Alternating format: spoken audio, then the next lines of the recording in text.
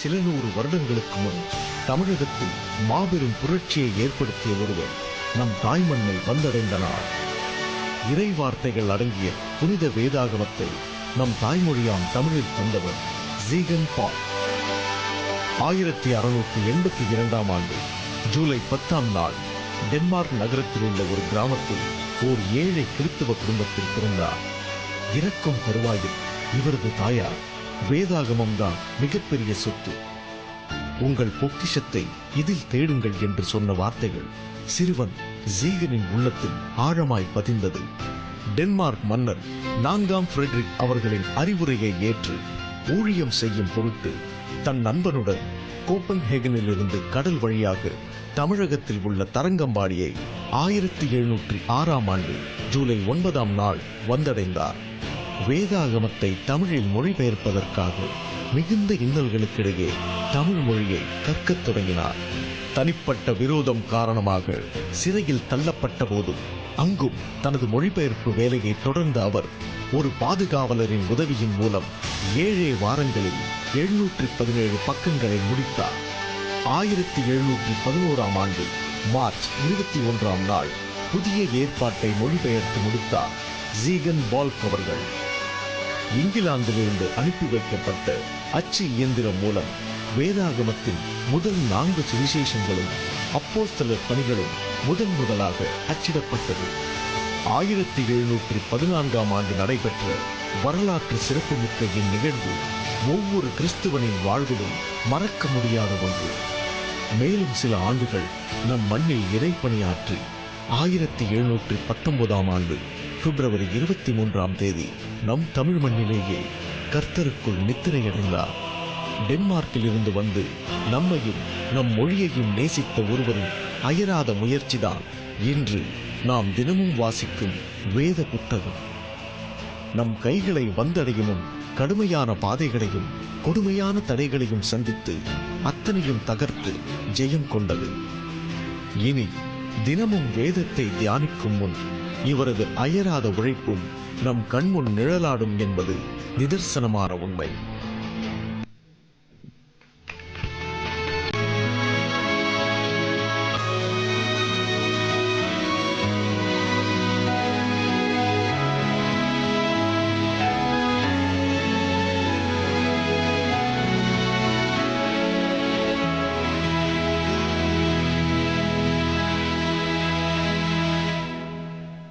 மேகம் போன்ற சாட்சிகளே, எம்மை முன் சென்ற சுத்தர்களே, பரலோகத்தின் வீதிகளில் எங்கள் ஓட்டத்தை காண்பவரே, இவ்வுலகென்னை மயக்கையிலே சாத்தானின் சதிகள்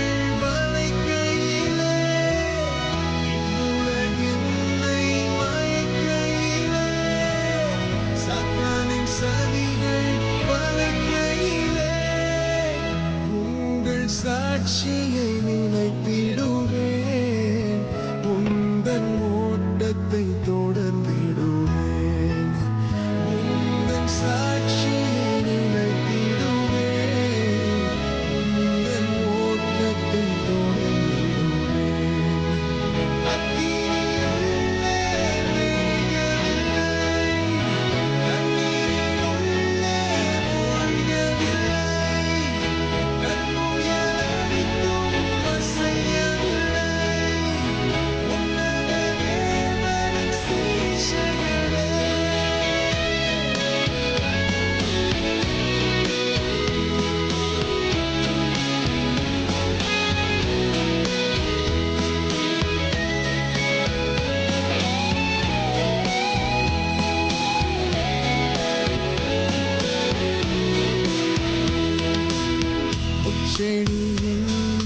மூழ்கவில்லை, தேவ மகிமையை கண்டவனே, பார்வோனின் அரண்மனை வாழ்க்கையையும் குப்பையாய் எண்ணின சீமானே, திண்ணையின் குரலை கேட்கையிலே தீரத்தின் வாசலில்